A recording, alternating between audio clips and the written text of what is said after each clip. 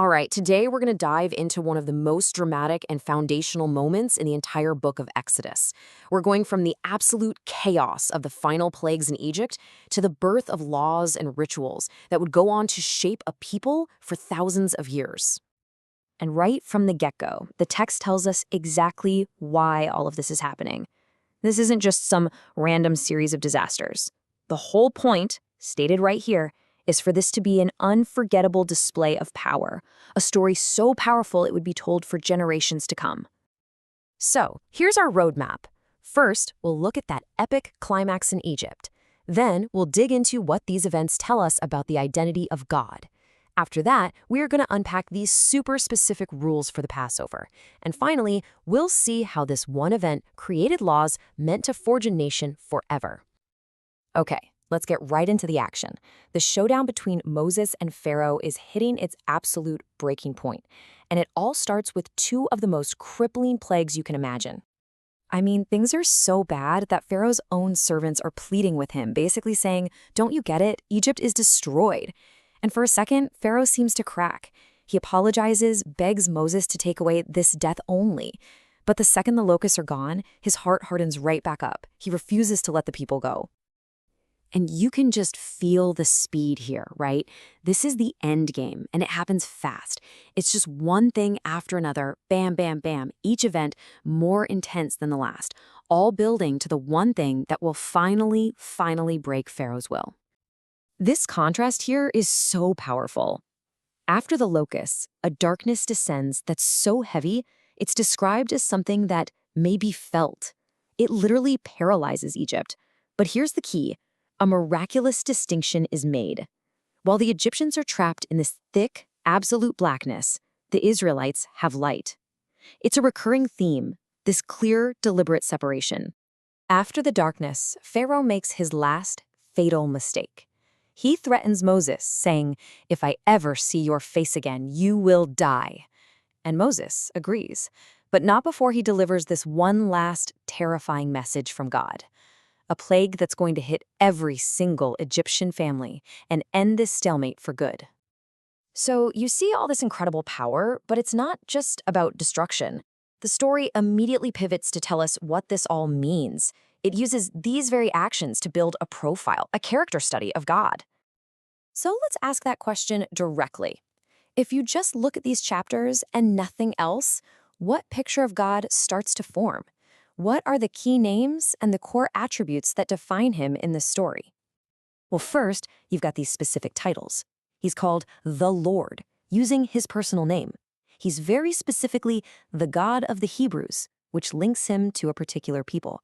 His actions show him to be the deliverer and the supreme judge over Egypt. And then, because of that final plague, he becomes the claimant of the firstborn. But it's not just about names, right? It's about what God does. His power is undeniable. He commands nature itself. But he's also incredibly purposeful. The whole reason he hardens Pharaoh's heart is so these signs will be remembered. He's communicative, giving very precise instructions. He's sovereign, acting with total authority. And critically, he's discerning. He draws a very clear line between who is being judged and who is being protected. And this is where things get really fascinating. This massive, world-altering event doesn't just become a story people tell. No, it's immediately translated into a precise, perpetual ritual that the Israelites are commanded to follow forever. The name Passover is, well, pretty literal. It comes directly from the action. God says, when he sees the blood on the doorposts, I will pass over you. So the ritual itself is a direct reenactment, a living memorial of that exact moment of deliverance. And wow, are the instructions specific?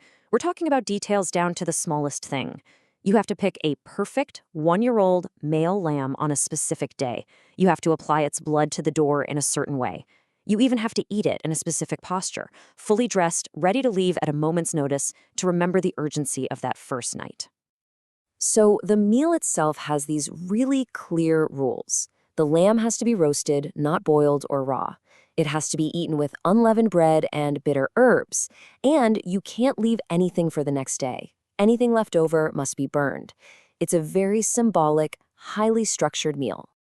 And that whole rule about unleavened bread, that comes straight from the chaos of the escape. The text literally says they left in such a hurry they grabbed their dough before it had time to rise. So for 7 days, this becomes a physical reminder of just how fast they had to get out of there. Okay, so we've got the ritual. Now let's see how these rules start to branch out and actually build a nation. This is about creating a legal and social framework that will last. And these aren't just rules about how to worship. They're basically the first draft of a social contract. If your family's too small for a whole lamb, you team up with a neighbor. You're explicitly told to teach your kids what all this means. There are even rules for outsiders to join in, with conditions. And, get this, once they join, the text is clear, there's one law for the native-born and the stranger. This is a really big deal, and it's a direct result of that final plague. The logic is simple. Because God spared Israel's firstborn sons, they now belong to him. He says, "Sanctify unto me all the firstborn. It is mine." So setting apart the firstborn becomes this constant living reminder of who was saved and who did the saving.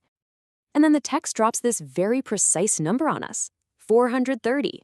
That's how many years the Israelites were in Egypt. And it says the Exodus happened on the self-same day that this period ended. It's like a final definitive period at the end of a very long sentence. And really, this is what it all boils down to. All these rituals, the Passover, the bread, setting aside the firstborn, they aren't just empty gestures. They're meant to be physical signs and mental memorials, things you do with your hands and think about with your mind, so that the story and the law become a part of you. And that really leaves us with something to think about, doesn't it? By taking this unbelievable story of deliverance and embedding it into a living, breathing ritual, something to be done year after year, it forges a collective memory, a shared identity. It really makes you wonder just how powerful that transformation from a historical event to a sacred tradition can be.